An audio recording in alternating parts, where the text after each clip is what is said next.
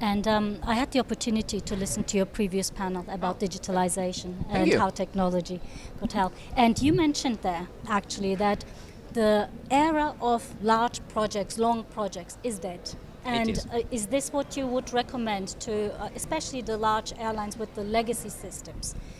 Do it step by step, little projects, little improvements. Absolutely. So start from a problem, work backward from the benefit and see what you can do. Get small sprint. Why? I've seen it many times, and the challenge is that analysis paralysis. Yes. So you start analyzing constantly, and you start putting in place contingency plan, you start putting in place all this kind of analysis, and you never get out of it. Number one. And number two is that if some priority change, if some emergency, think about the COVID, or think about the fuel price. The fuel price now is it's getting to $100 a barrel. So now stop everything because there is a risk of recession, the cost of flying is going higher, and so forth. So when priority change, well, everything stops. And then I see projects that last planned for 3, 4, 5 years, and then you know that the lifespan of a CIO is around a bit over 3 years, less than 4 years. So people change as well, right? So the thing is that how do you insulate of that? You insulate by actually having, what we like to say is get a grand vision, but start small and scale fast. So the thing is, identify a small problem, make incremental changes, and motivate the people through those successes. Because as I was explaining on the stage, what will happen, we see large migration project, then last a year, 2 years, but then the thing is, it happens, the CEO comes to the CIO and says, what have you done? Oh, we migrated, so what's the benefit? Oh, we do the same things that we have done before.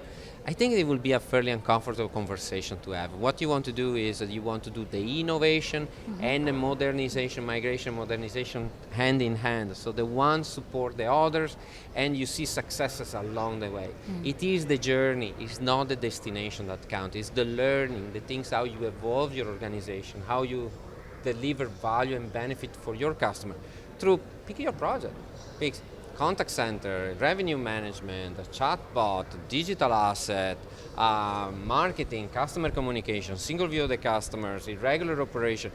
There is countless opportunities out there that can be tackled. That is actually great advice, because a lot of projects never happen because people just get scared that it just gets bigger, bigger, bigger, and you never start. And as you say, the lifespan of a CEO, CIO is very, very short nowadays. So by the time you want to start, you get somebody else in, and then they say, oh, I don't like this project, go and change it, and then you're back into the drawing board. I can tell you more. I was on stage with Dara and John Hurley, the CTO of Ryanair, and Dara Brady, that is the CMO of Ryanair, and he says, look, our project, it either generate revenue, reduce the cost, or eliminate the risk and improve the customer CSAT, the customer experience. If it doesn't do that and it doesn't prove it quickly, don't even come to me.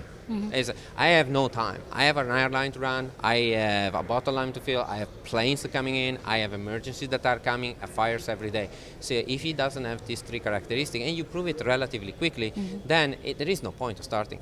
And the only way of doing that is actually in very short sprints. You try it out, you create multiple teams, and then you actually pick a problem, pick any problem. I was talking to Jason Birnbaum. We have this funny, interesting video, Innovation Leaders. He tells the story of United. He says, where do we start? At a certain point, he said, I give up. I said, I got everybody in a room and says, pick a problem, any problem. Start working on this and show me what you can do. It has been blown away. And that was a success story that then percolated and shake the whole organization, and now they are one of the fastest innovators in this cycle. Exactly. So you have to solve problem by problem. Right. It's small steps.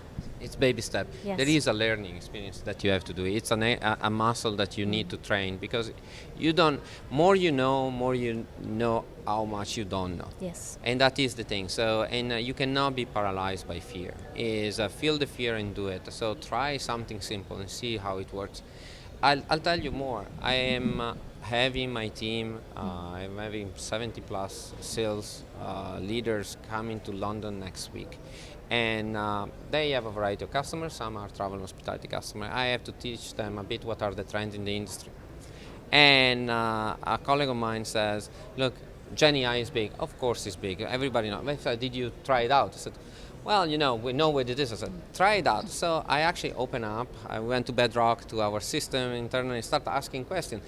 Very simple question like, tell me a joke. I said, what kind of joke? I said, I want a joke, blah, blah. I said, oh, it's cute. He says, no, ask something serious. I said, okay, so tell me what are the trends in the industry. On the travel industry, specifically in aviation. I'm an analyst, I would like to write that. I said, oh, the trends are digital transformation, legacy of the system, sustainability, and opening up at the new market. Oh, that's interesting. That's good. So if I'm a CEO, where should I invest? Well, you should invest in this technology trend, you should invest in customer care, and so forth.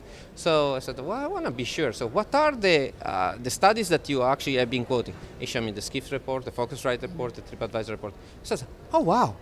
That is mind-blowing. And for me, it says, he actually recreated in those 5 minutes interaction, he recreated my presentation. So I said, I have to show to people. I said, look, this will accelerate my job so much. And I'm seeing that apply to any type of job. But the thing is that you have to learn how it works. You have to try it with your own hand. If you don't do it, you do not know what it is. And to me, it was an eye-opener. And honestly, there are countless studies now that says, for example, consultants using Gen AI are much more productive.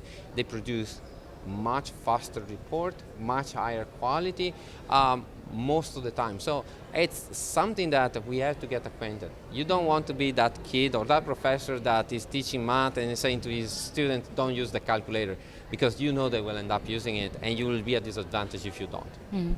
And you mentioned earlier about the big data, data analytics, and then now generative AI. So is this your focus going forward? Is this what you're most excited about?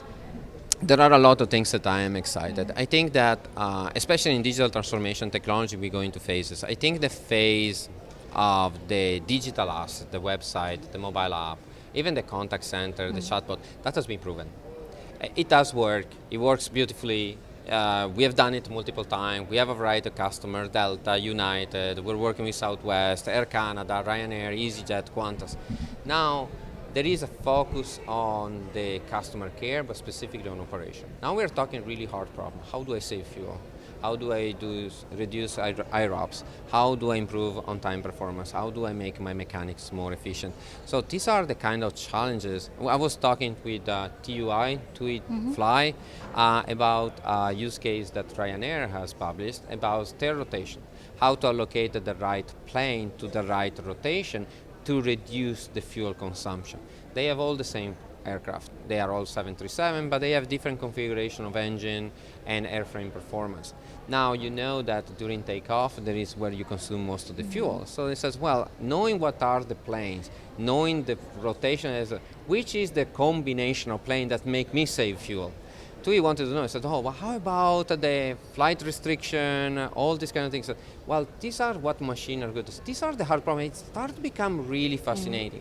And think if you can compound, this is all done with ML/AI.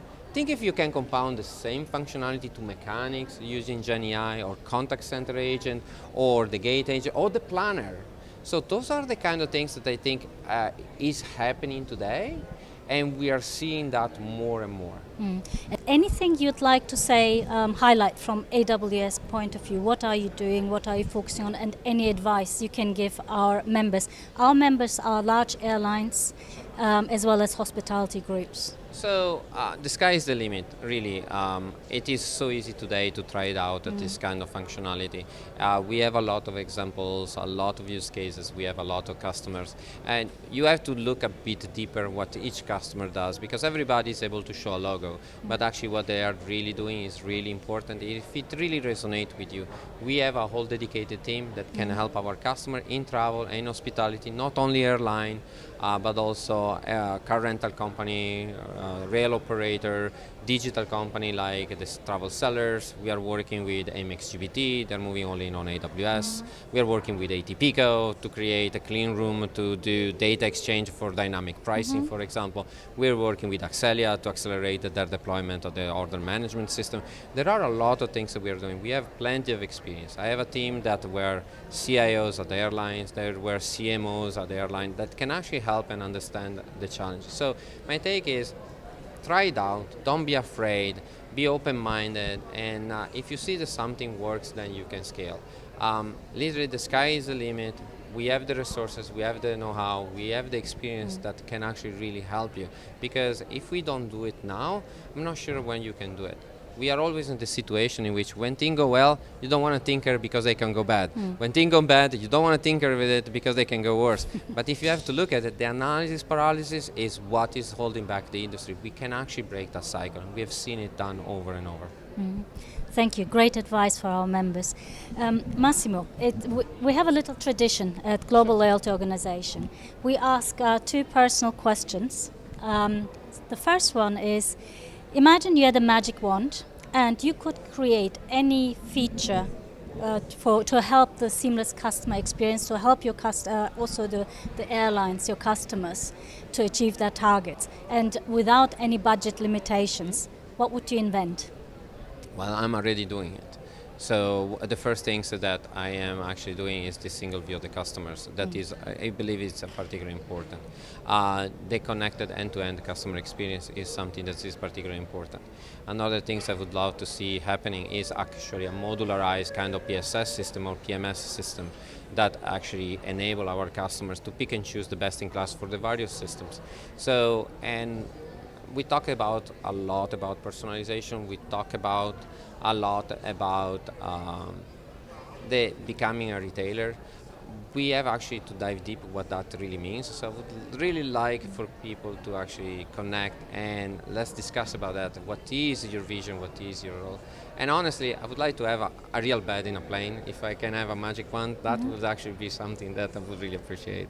Now, having had your experience, having worked across different sectors and now working at AWS with the aviation sector, if you were able to give your younger self starting out in the industry one piece of advice, knowing what you know now, what would it be? It's hard because if you have to look at it, of all the challenges that you have in front of you, is you'll never start these things. But you have to go where your passion is, where your heart is. And I think, I made a lot of mistakes in the past, but you survive, you learn from it. So I like what I'm doing. I'm very passionate. I see the impact that we do to the travelers, to everybody. And that is actually what fills my heart with joy. And I think that we are making a difference for the people. And therefore, I think I did the right choice. There are a lot of things I could do differently, but who doesn't? The thing is that if we learn from that and we grow out of it. That's great advice. Follow your passion, follow your heart, have courage, and don't be afraid to make mistakes. No.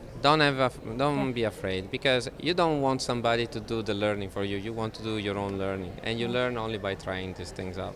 And if you are not passionate about what you do, every single thing will be an excuse for not doing anything. Massimo, thank you very much. It's been a real pleasure talking to you, and thank you for sharing your insights. Thank you, Dilek. It's been a pleasure to be here with you guys. Thank you.